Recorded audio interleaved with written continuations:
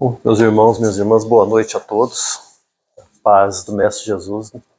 Esteja conosco, que permaneça aqui nesse nosso ambiente, para a gente, mais uma vez, né, em contato com o Evangelho, né, com essas lições imortais, a gente possa se fortalecer um pouquinho mais, né, possa, assim, solidificar essas bases cristãs em nosso coração, para que essa nossa caminhada terrena seja mais proveitosa, né, espiritualmente falando, né, e a gente possa aqui se reunir como quem está em torno de uma mesa, de um banquete, né, de uma alimentação farta, lauda, como de fato é, pode pegar aqui, como de fato é essa nossa reunião, um banquete de luz, né, um banquete de espiritualidade oferecida por Deus, nosso Pai Criador, por Jesus, pelos benfeitores amigos, né? Então, em torno desse banquete, que a gente possa se nutrir, se fortalecer, para poder empreender os nossos esforços espirituais aqui, que estão nos esperando aqui agora, nessa encarnação, né? Tema da noite, eu não sei se a nossa irmã passou para vocês, né? É uma carta de Paulo, né? A segunda carta a Timóteo, que é a última carta que Paulo escreveu. E num trecho lá ele diz assim a Timóteo: combati o bom combate, acabei a carreira, guardei a fé. Nós vamos, né, nossas reflexões vão ficar em torno dessa passagem, desse pequeno trecho de Paulo. Porque tem muito para a gente extrair dali, mas muito, muito mesmo. Eu, pessoalmente, assim, eu sou um profundo admirador de Paulo, né? Eu posso dizer um fã mesmo, sabe? A gente, né? Principalmente por causa da obra Paulo e Estevão, né? Um livro maravilhoso. O próprio Chico Xavier considerava esse o livro mais importante da lavra mediúnica dele.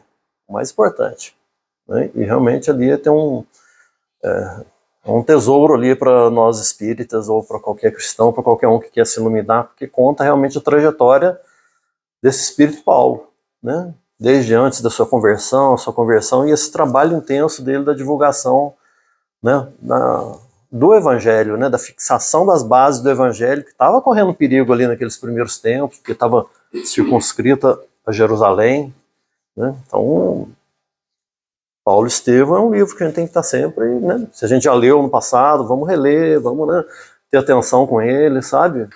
Porque realmente tem, né? A gente falou aqui do banquete, né? Tem ali muito alimento espiritual para nós ali, né? Precisa a gente ir lá e querer sorver esse alimento, querer absorver esse alimento, né? A gente tem um grupo de estudo em São Lourenço, já tem 6 anos, não é a primeira vez que a gente estuda, né, Paulo e Estevão, mas desse agora já tem 6 anos e ainda estamos longe do fim do livro, ainda tem um trecho bom ainda, 6 anos sem interrupção, mesmo durante a pandemia a gente continuou online, né? É porque ali tem muita substância, tem, às vezes, né, tem reunião lá que a gente para e fica numa frase, dali a gente consegue, né, em conjunto, conversar e extrair muito ensinamento, muitas pérolas valiosas aí para o nosso caminho, né? E essas cartas de Paulo, né, elas não são, né, todas elas que ele escreveu, né, elas não são fruto assim da intuição apenas, ou né, de um pensamento filosófico dele, alguma coisa assim, não, é fruto da vivência, da experiência que ele estava ali, né, executando naquela etapa, naquele momento, sabe? Isso o livro Paulo Estevão dá uma luz maior, assim, nos contextualiza, sabe? O momento, assim, das cartas, assim, como que foi, né? Ele escrevia as igrejas que ele tinha fundado, ou aqueles companheiros, como no caso de Timóteo, Timóteo era como se fosse um filho dele, do coração, né? Menino, começou a andar com Paulo, seguir Paulo, quando tinha 13 anos de idade, né? Mesmo assim se transformou num dos grandes apoiadores dessa gigantesca tarefa de Paulo ali nessas viagens que ele fez, né? Então ele escreve essa carta, é a última carta de Paulo, né, que está lá nos Evangelhos, né? Ele já está próximo ali do martírio dele, ele já atravessou 30 anos de trabalho intenso de divulgação do Evangelho, de vivência, né, cristã, onde ele abandonou a vida dele, era um doutor da lei, famoso, poderoso, rico, né, perseguir os cristãos, né? A gente viu tudo isso no livro Paulo Estevão, né? E num momento lá, ele tem um encontro com o próprio Cristo, né? Na estrada de Damasco, e realmente se converte, dali a vida dele muda radicalmente, mas radicalmente. Ele trabalha esses 30 anos integralmente pelo Cristo, pelo Evangelho, né? Sofrendo, né? Passando por muitas situações, né? Às vezes tem determinadas partes do livro lá que a gente questiona assim, poxa vida, mas um trabalhador do Cristo que está, né, tá fazendo uma missão tão importante assim, por que tanta dificuldade, né? Porque, né, a gente vem fazer uma palestra aqui, aí o pessoal recebe a gente com um abraço, com um sorriso, a gente sai, né, a gente é, né, bem acolhido. Sabe o que acontecia com o Paulo lá? Quando ele falava em público, terminava, ele era preso e chicoteado, açoitado. Isso invariavelmente, em todas as cidades. Em todas as cidades que ele ia, isso acontecia, porque a perseguição lá era muito grande ainda, tinha toda uma estrutura assim, política e religiosa assim, que não queria a expansão do evangelho, então era uma dificuldade. Muitas vezes naufragou, porque tinha que pegar lá, atravessar o lago, ou o Mar Morto, né, o Lago de Genezaré. Qualquer viagem dessa que ele fazia era uma dificuldade.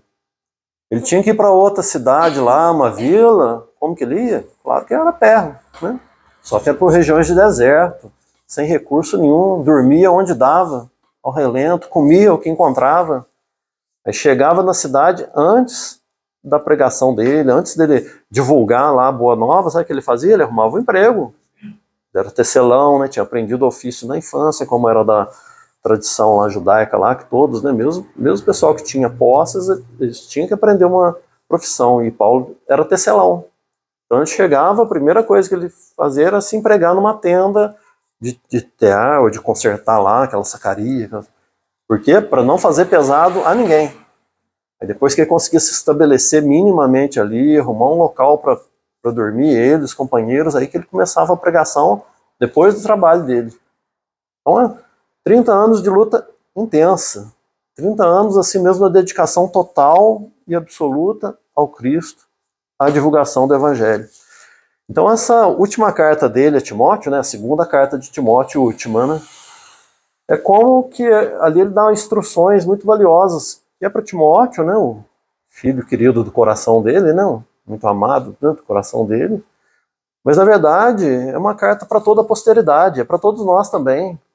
Porque são ensinamentos, são instruções muito, muito importantes. Eu vi um palestrante uma vez falando que ali essa última carta de Paulo é como se fosse um manual, sabe, prático para o cristão. Porque ali tem instruções práticas, tem ali, ele vai direto ao ponto do que fazer para fazer direito, para fazer bem, aquele que se denomina cristão, aquele que já aceitou o Cristo, aquele que realmente não quer ficar só no rótulo, né? Que é só, né? Ele quer sair da superfície e realmente, já na intimidade do ser, realmente poder se dizer cristão, um aprendiz do evangelho, pelo menos, né? Todos nós temos nossas falhas, somos cheios de falhas, temos deficiências que são próprias do nosso estado evolutivo, né? Esse estágio que ainda é mais atrasado, que ainda, né, estamos caminhando, estamos esforçando. Mas quando a gente já tem a noção mínima do que Jesus espera de nós, a gente já sabe o que fazer. A gente já sabe o que fazer. Pode ser que a gente não esteja fazendo. Pode ser que eu esteja, né, postergando, eu estou adiando, eu estou elegendo outras prioridades para o caminho. Mas a gente já sabe e a nossa consciência vai nos cobrar isso. Foi por isso que Jesus falou, muito será pedido de quem muito recebeu. É nesse sentido. A consciência que temos, a luz que nos chega, ela não é para o nosso deleite, não, é para o nosso aproveitamento, é para o nosso engrandecimento. É para a gente utilizar na nossa própria caminhada evolutiva, né, a benefício do nosso processo evolutivo, do reajuste com o passado, né, adquirindo potencialidades do espírito, visando reencarnações em circunstâncias diferentes no futuro, já com outro tipo de aprendizado. Nós estamos, né, a gente aprende com a doutrina do Espírito, estamos num planeta de provas e expiações, né? Ou seja, a gente precisa da dor ainda. A dor ainda é um instrumento de progresso que a gente não pode abrir mão. Ela vem através da prova ou através da expiação, mas com a finalidade de nos impulsionar para frente. Daqui a pouco, quando a gente melhorar um pouquinho, a gente já não vai precisar desse instrumento. Vão ser outros, né? A gente vai caminhar mais pelo amor, aí o mundo já vai estar numa transformação, já vai estar num outro estágio. Então, a gente precisa aproveitar essa luz que nos chega. A gente precisa realmente compreender a nossa responsabilidade com a gente mesmo, nesse nosso momento que a gente vive agora. Agora. Não é amanhã, não é na próxima encarnação, sabe? A gente, né, essa fala de Paulo, né, quando ele diz assim, né, combati o bom combate. Tem uma mensagem do livro Justiça Divina, do Emmanuel, é a primeira mensagem do livro. Primeira mensagem. Emmanuel, tratando dessa passagem, ele fala que o bom combate, ele dá uma explicação assim, bem simples, mas muito interessante. Assim, o bom combate, sabe o que é o bom combate? É você estar encarnado. Você está encarnado, você está no combate. Agora, você transformar ele num bom combate, é por nossa conta. Quando a gente vive uma experiência, né, nossa, terminei uma tarefa. O que vem depois dela?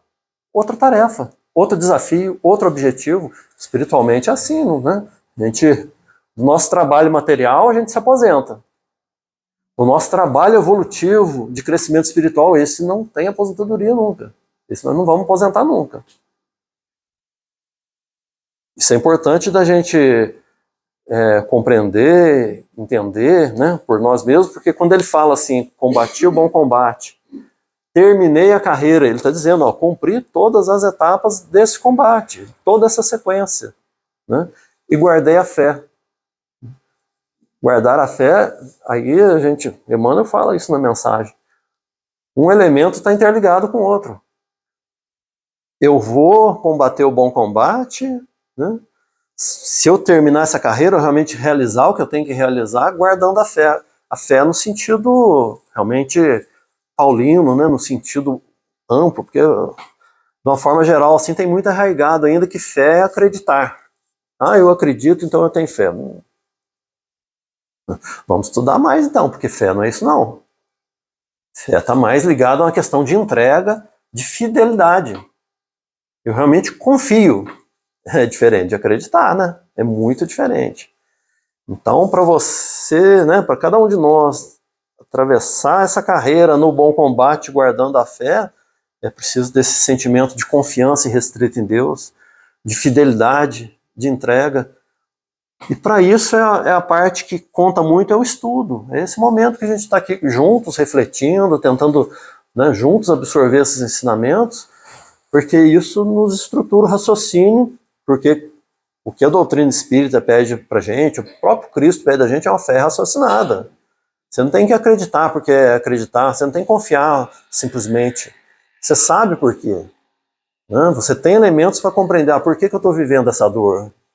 Por que minha vida transcorre dessa maneira? Por que dificuldades não...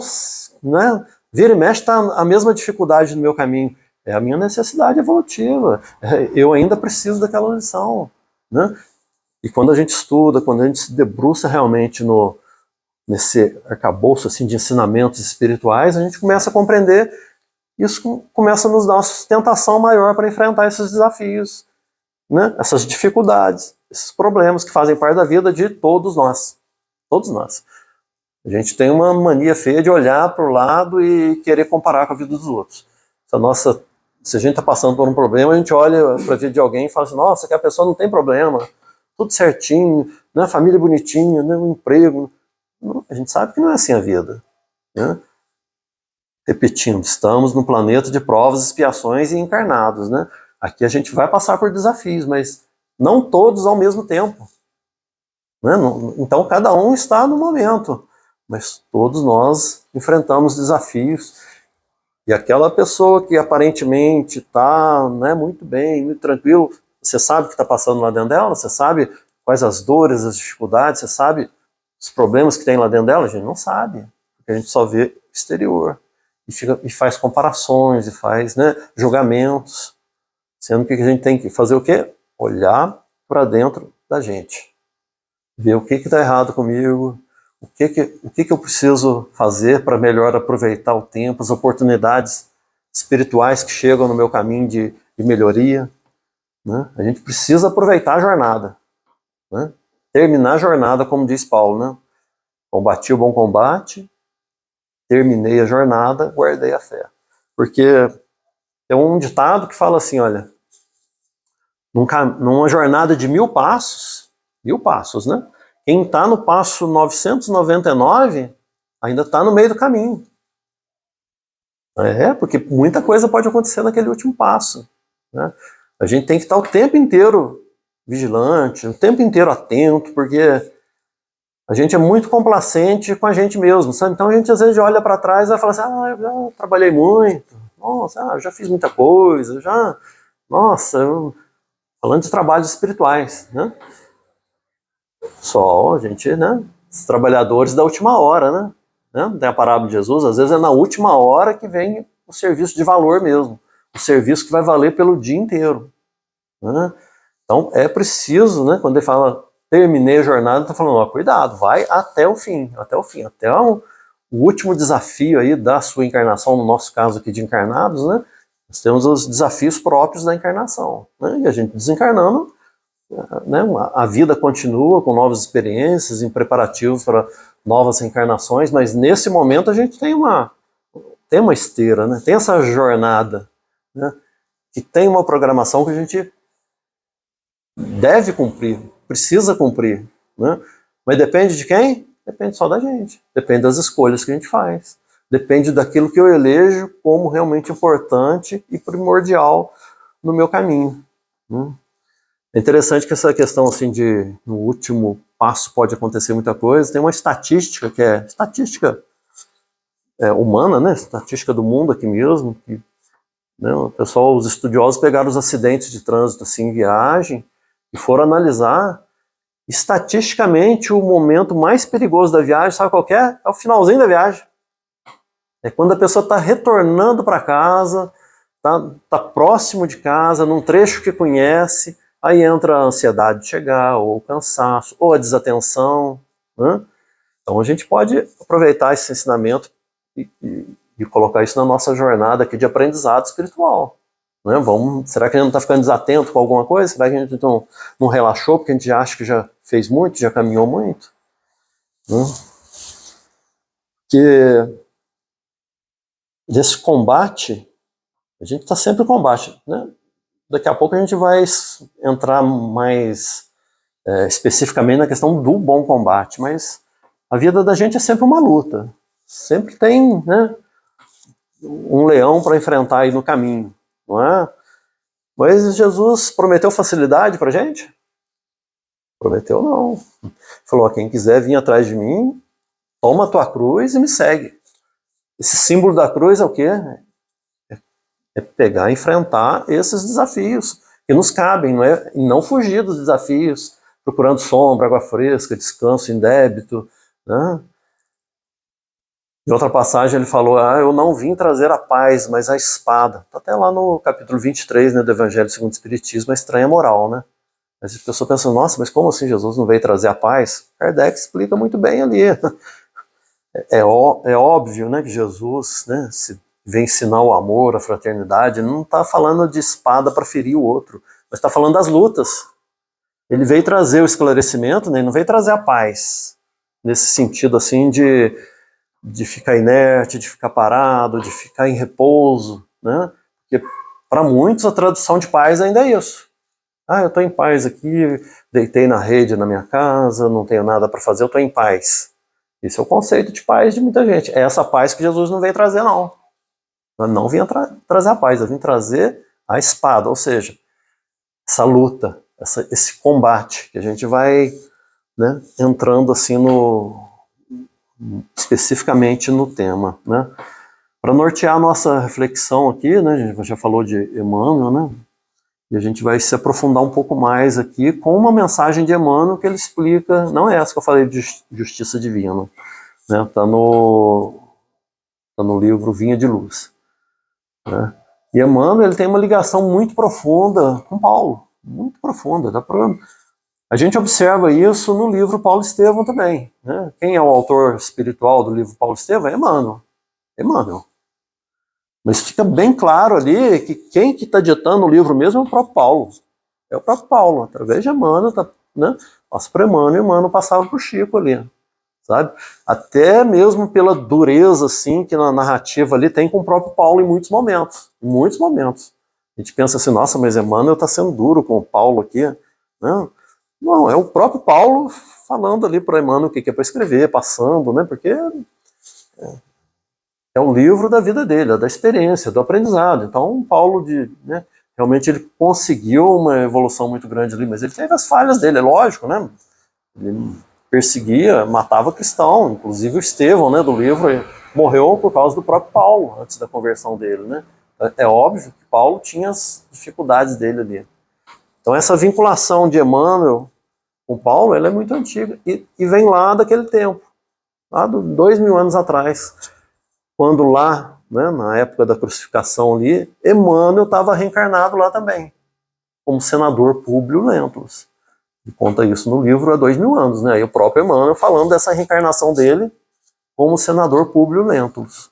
Né? E é um livro maravilhoso também, né? Que a gente precisa, depois do Paulo Estevão, é outro que a gente precisa estudar, ter muito carinho, que conta a trajetória agora do Emmanuel lá naquela encarnação. Né? E Neio Lúcio, né, numa mensagem psicografada pelo Chico Xavier, diz que lá naquela encarnação, Emmanuel, reencarnado como Públio Lentulus, se encontrou com Paulo em uma ocasião. Jamais no final da vida dele, Lívia, a esposa dele, já tinha, né, desencarnado, né, e ele estava muito triste com aquilo, né, isso conta bem essa história no livro lá, 2000 anos, né, e ele transitava lá pela Via Ápia, que era uma estrada lá que tinha em Roma, já existe, até nos dias de hoje existe ainda, e o animal lá da carruagem lá se assustou com alguma coisa, ficou inquieto, começou a dar de desembestar assim, né? Uma situação que é de perigo para quem está dentro da carruagem, né? Daquele veículo puxado lá pela tração animal, né? E um jovem vai lá e chega perto do cavalo, consegue dominar o cavalo, né? E acalma o cavalo e fica tudo bem. Aí Paulo desce, né? Para agradecer. Paulo não, Emmanuel, né? Desce, né? Senador Públio Lentulus, né? Desce para agradecer aquele jovem e viu que ele participava de um grupo maior e estava ouvindo um ancião. Esse ancião, quem que era? Era Paulo, já bem próximo lá do final da missão dele, já né, um ancião mesmo, né? E ele acaba de ouvir ali Paulo, né? Depois que terminou aquilo ali, ainda conversa com ele e se tornam amigos ali. Foi o único encontro deles encarnado. Mas quando o senador Públio Lentulus, né, nosso Emmanuel, desencarna, é Paulo que vai lá auxiliá-lo e vai instruí-lo. Então, a gente vê que Emmanuel fala com muita propriedade de evangelho, né, das próprias cartas de Paulo, né, com muita propriedade, porque ele tem uma vinculação, né, com Paulo, né, uma vinculação assim. Emmanuel, em outra mensagem, ele fala assim que falava para o Chico, né, e o Chico transmite isso, né, e vez por outra, isso naquela época, né, da trajetória mediúnica do Chico, né, vez por outra ele sobe às esferas superiores para fazer cursos de estudo do Evangelho e das cartas de Paulo, né. Até ele brinca lá assim, né, o próprio Emmanuel, que quando ele sobe lá para as esferas superiores, ele se sente um crocodilo, né, né, questão da relatividade, né, espírito tão evoluído, tão, né, uma esfera que a gente não consegue nem imaginar direito como seja, né, pro Emmanuel se sentir um crocodilo, né, e depois ele volta para passar esses ensinamentos, explicações, né, essa interpretação para nós, né, muito que ele passou pela mão mediúnica do Chico Xavier. Né. Essa questão de estudo é interessante, que tem o Haroldo Dutra Dias, num estudo que ele fez uma vez, ele falou, ele já tinha contado, né, que lá no começo, quando ele estudava a doutrina, lá no comecinho, Honório Abreu foi quem mais o instruiu, foi quem deu as primeiras bases para ele, lá no final da década de 80 ainda, lá em Belo Horizonte, né. Honório Abreu foi um grande trabalhador da doutrina espírita, ele fazia parte da União Espírita Mineira, foi um trabalhador muito dedicado, estudioso mesmo, né, da doutrina, do evangelho, né. E ele desencarnou, acho que em 2007, esse Honório Abreu, né? E o Haroldo Dutra conta uma desses estudos dele, conta que depois do desencarne dele, passados uns tempos, Honório Abreu veio numa reunião mediúnica, né, dar notícias, né, conversar com o pessoal através do médium, né, e ele falou uma coisa lá que é muito, muito interessante mesmo. Honório Abreu disse que lá no plano espiritual ele estava muito feliz que ele pôde retomar um grupo de estudos das cartas de Paulo, um grupo de estudos que existia há 150 anos. Ele já participava lá antes de reencarnar, né? Deu uma pausa, né? Peraí, eu vou ali me reencarnar, acho que ele viveu 77 anos, se eu não me engano, né? E depois que ele desencarna, vai lá e retoma o estudo. Eu achei isso muito interessante, e isso dá uma dimensão do tanto que a gente tem que estudar, tanto que a gente tem que buscar isso, né? É claro que esse estudo, esse esclarecimento tem que servir para a gente se transformar em ações práticas, né? Não é só a gente adquirir conhecimento, adquirir um cabedal, não é isso, né? É para isso reverter em num aprimoramento nosso, no nosso mundo íntimo, nas nossas ações, no nosso, né, direcionamento da nossa caminhada. Então, no Vinha de Luz, item 148, no Bom Combate, Emmanuel comenta exatamente, ele repete aqui, ó, combati o bom combate, acabei a carreira, guardei a fé. Paulo, segunda carta a Timóteo, capítulo 4, versículo 7. Né? Aí ele começa falando assim, olha, comentando essa passagem. Né? Na lides de evolução, na lides da evolução, nos trabalhos da evolução, há combate e bom combate. Já dá pra gente refletir aí o que a Amanda está falando. Ó. Há combate e bom combate. Se a gente olhar para a nossa vida, a gente vai ver que realmente a gente está sempre com uma luta. Está sempre com um desafio, está sempre com um combate. Sempre. Mas será que é o bom combate? Essa é a reflexão mais importante, né? Porque não basta combater, tem que ser o bom combate. Mas vamos ver, continuar mais um pedacinho aqui, ó. No combate, né? O combate, o bom combate. É igual tem uma mensagem da nossa irmã Sheila, chama mensagem é Evangelho e Vida, né? Que ela fala assim, ó, a vida boa e boa vida, traçando assim esse paralelo que é completamente diferente de uma coisa, a vida boa da boa vida, né? A mesma coisa, o combate e o bom combate são coisas completamente diferentes. Emmanuel continua falando assim, ó, no combate visamos os inimigos externos. O que nós estamos combatendo? Será que eu estou combatendo uma questão, vamos dizer, tem alguém que está trazendo a infelicidade para mim, aí eu estou combatendo, eu estou lidando, né, meu desafio é com tal pessoa que traz infelicidade para minha vida. Eu estou elegendo um inimigo externo. Né? Meu chefe, ele é insuportável, eu só fico lá por causa do meu trabalho, porque eu preciso do dinheiro. Então eu estou combatendo o meu chefe, ainda que seja intimamente, no meu emocional, no meu coração. Eu estou elegendo inimigos fora de mim para eu combater? Essa política que é uma desgraça, que só tem corrupto, que só tem ladrão. Né? E eu fico naqueles debates, né? Passamos aí a época de eleição, essa coisa horrorosa que foi, todo mundo viu, todo mundo presenciou, todo mundo combatendo todo mundo, né? Um lado combatendo o outro, todo mundo combatendo. Né? Ninguém para opa, o que eu posso fazer para auxiliar, para acalmar isso aqui? Não, era o combate, era a agressão, era o ataque mesmo um ao outro. Combate puro. Ele continua aqui falando do combate, ó. Brandimos armas, inventamos ardis, usamos astúcias, criamos estratégias e por vezes saboreamos a derrota de nossos adversários entre alegrias falsas, ignorando que estamos dilapidando a nós mesmos. Quem constrói o nosso caminho somos nós mesmos. Circunstâncias que estão à nossa volta, que às vezes, né, por exemplo, o contexto que a gente reencarna, a família que a gente reencarna, a condição material, social, isso aí são elementos assim pedagógicos, são elementos assim de auxílio à nossa caminhada. A mensagem que a nossa irmã Flávia deu no começo, né, por acaso, né? Por acaso, né? Quadro negro. Emmanuel também falando ali que a vida é isso, é um quadro negro que eu vou lá e preciso escrever. Eu preciso escrever o meu aproveitamento, eu preciso escrever aquilo que eu estou, registrar aquilo que eu estou melhorando na escola do mundo. Falou isso na mensagem. Né?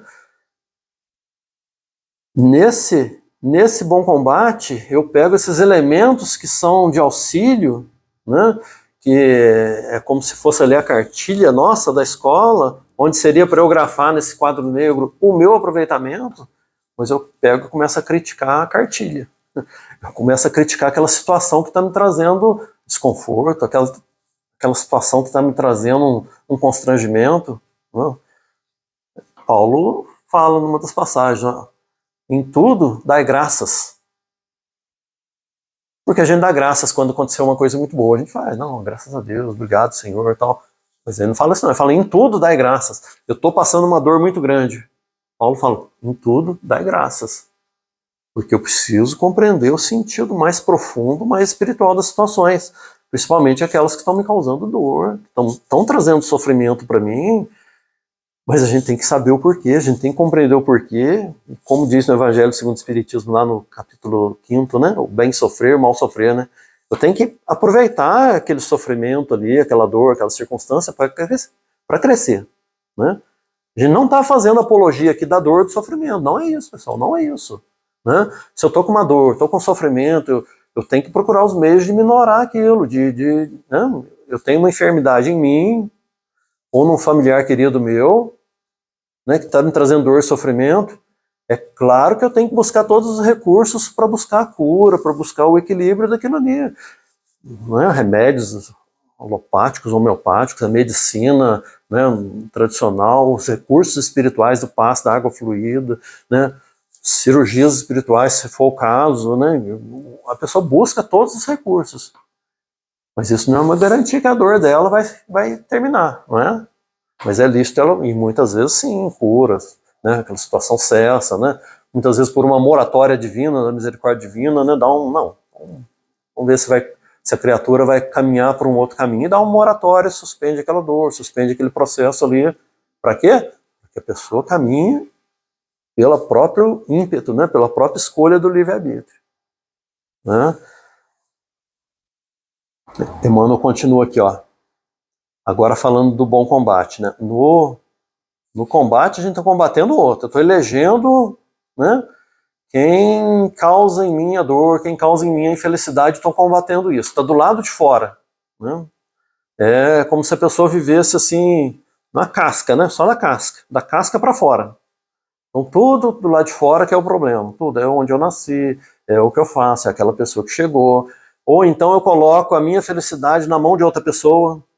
Às vezes o casal lá, jovenzinho, se conhece, vai casar porque eu vou casar porque ele vai me fazer feliz, ela vai me fazer feliz. Não. Isso é caminho da infelicidade, porque não é assim que funciona.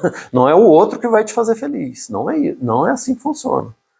Pode ser que uma união, uma concordância de pensamentos, os dois sejam felizes, mas colocar no outro essa responsabilidade que o outro vai te fazer feliz, ou vai te fazer infeliz, isso aí é viver da casca para fora, isso aí é viver no combate.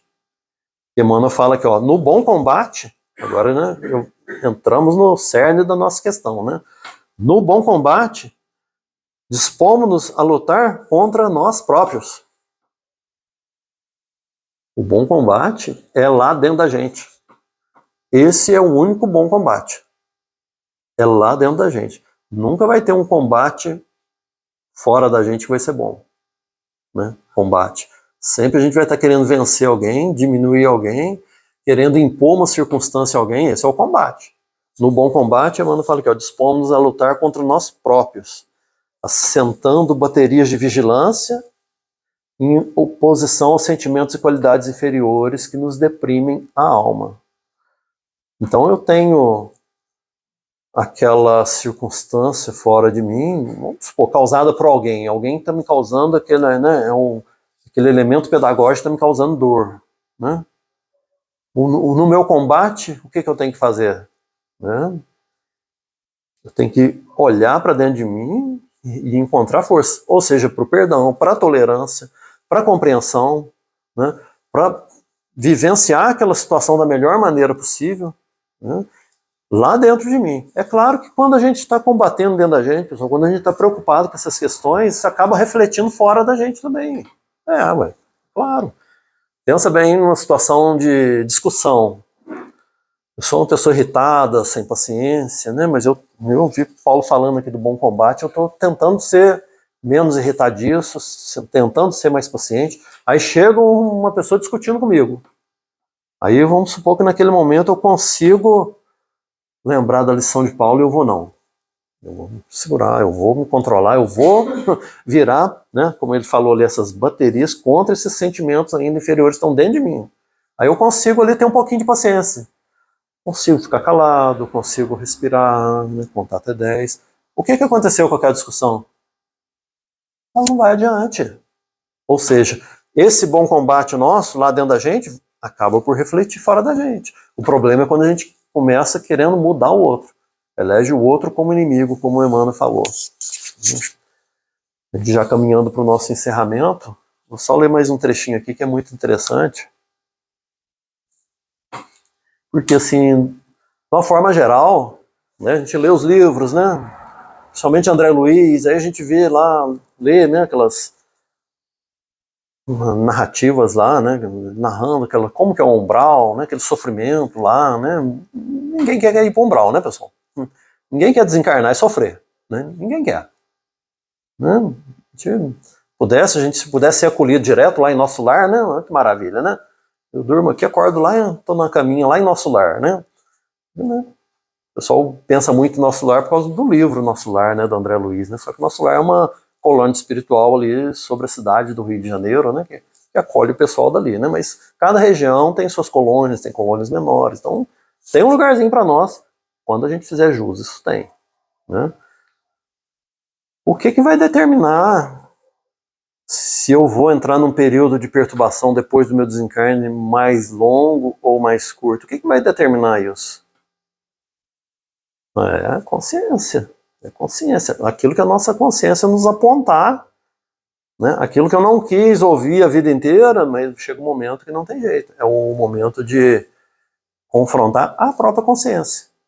E é esse confronto da consciência que vai trazer essas perturbações que são necessárias para mim, para o meu despertar, para eu realmente sair daquela posição que eu fiquei cristalizado uma vida inteira, né? Aí tem aquelas circunstâncias assim, mais difíceis, às vezes dolorosas, mas para isso, para quebrar essa casca, né? Não falamos da casca? A gente vive da casca, tem que quebrar essa casca para a gente compreender lá dentro da gente o que deu errado, o que eu fiz errado, onde que eu, né? E ali realmente, né, a gente se propor caminhar de uma forma diferente. E Emmanuel fala aqui, olha o que ele fala. O combate chumba-nos o coração à crosta da terra. O combate. Já vimos o que é o combate, né? Quando eu estou combatendo o outro. Quando eu estou combatendo para fora. Né? Chumba-nos o coração à crosta da terra em aflitivos processos de reajuste. Na lei de causa e efeito. Então, se a gente está preocupado com, né, um período de perturbação que a gente possa viver quando desencarnar, então o que a gente tem que preocupar agora é com o combate que a gente está empreendendo. Essa luta fora da gente, com o outro, com circunstâncias. Né? Ele fala aqui, no bom combate, o bom combate liberta-nos o espírito para ascensão a planos superiores. O que vai me determinar se eu estou ligado à matéria e sofrer as consequências dessa perturbação é aquilo que eu elegi para combater. Eu combatia os outros ou eu combatia lá dentro de mim, tentando realmente absorver as luzes que me chegavam do Cristo, da doutrina, né, dos exemplos cristãos e tentava fazer aquilo, né, realmente de alguma forma me modificar, né, famosa reforma íntima, né? Eu realmente usava aquilo para começar a me reformar, começar a modificar. Não é que a gente vai se tornar santo, não, pessoal, não é isso. Né? É uma trajetória, né? É um processo assim paulatino, que a gente vai de degrau em degrau. Né? Mas o importante é não estar estacionado. O importante é eu estar preocupado com esse processo no bom combate. Olhando lá para dentro de mim e realmente querendo modificar aquilo que eu estou vendo. Tô vendo, não tem jeito. Quando a gente olha com sinceridade lá para dentro da gente, a gente vê o que está errado. A gente sabe o que está faltando. A gente sabe onde estão as nossas mazelas, só que a gente, né, essa nossa facilidade que a gente tem de julgar o outro, de apontar o dedo pro outro, a gente tem de fazer isso com a gente mesmo. A gente tem uma dificuldade muito grande de fazer isso. Aí entra o processo de autoconhecimento, né, da gente fazer uma análise da gente, realmente compreender o que está faltando para eu realmente caminhar espiritualmente, para eu realmente aproveitar as oportunidades espirituais de crescimento que estão todos os dias aí. São oportunidades de combate lá dentro da gente, que se torna um bom combate. Demos o exemplo, né, da pessoa que chega irritada querendo discutir com a gente. Pode ser uma contrariedade do dia? Depende do jeito que eu olhar isso. Né? Se eu lembrar de Paulo e, né, der graças em tudo, eu vou compreender que aquela situação está me pedindo para eu trabalhar intimamente para manter o controle, manter a calma, olhar aquele irmão como um enfermo do coração, imaginar que ele possa estar passando por problemas que eu não sonho, aí ele vem trazendo aquela carga pesada ali, querendo descarregar em mim, né? Mas aí eu estou lá dentro de mim nesse bom combate, e aquela situação não vai adiante, e de repente essa forma que eu reagir a esse irmão vai impactá-lo positivamente. Ele vai falar, mas por que ele ficou quieto essa vez? Por que ele não... Né? Sempre que eu falo duas palavras, ele já explode, já coisa, e agora ele, né, sabe, já começa ali essa expansão, né? Porque o bem é assim, né, pessoal? O bem, ele, qualquer lugar que você planta ele, ele vai florescer. Não é nosso objetivo na nossa caminhada ficar esperando os frutos do bem.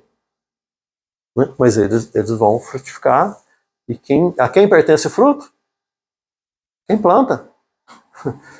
Só que os frutos ruins, espinhosos também, né? Sementeira é livre. E a colheita é obrigatória. Palavras do Cristo. Né? Ou seja, a gente semeia o que a gente quiser. No momento de discussão, eu posso ir lá e discutir, querer gritar mais alto que ele, arrasar com a pessoa, usar assim de... Né? Emmanuel falou aqui, usar, olha... Né, brandimos armas, inventamos ardis, usamos astúcias, criamos estratégia. Pode ser que eu saiba como derrubar emocionalmente aquela pessoa. Como ela veio me agredindo, ela vai sair chorando com o que eu vou falar, com o que eu vou colocar nela. E aí? Eu venci o combate? Venci o combate e perdi o bom combate. Né? Nosso tempo é pouco, mas em suma, assim, né, bem por cima, é esse o convite que Paulo faz pra gente. A gente ter cuidado com esse nosso campo íntimo, deixar de brigar fora da gente, ou, né, observar no que a gente está gastando as nossas energias, no que a gente está combatendo, para realmente partir para o bom combate, partir realmente para corrigir lá dentro da gente, nesse trabalho que é diário, que é da vida toda, que é para a eternidade toda, nesse, né, que a cada pequeno bom combate que eu realizo e consigo vencer a mim mesmo, um degrauzinho que eu subo nessa escada infinita da evolução. É isso que, né, Paulo nos indica, Emmanuel, né, na sua obra também, né, tenta dar esses esclarecimentos para nós. Mestre amado Jesus pede isso para nós, quando fala, né, veio trazer a espada. Essa espada é a gente guerrear lá dentro da gente. Né?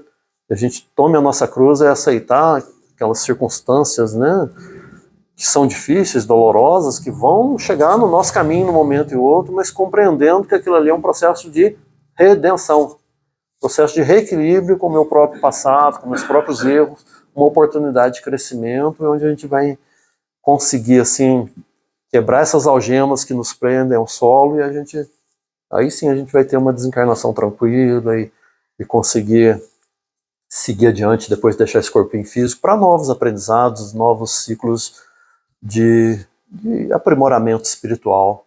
Né?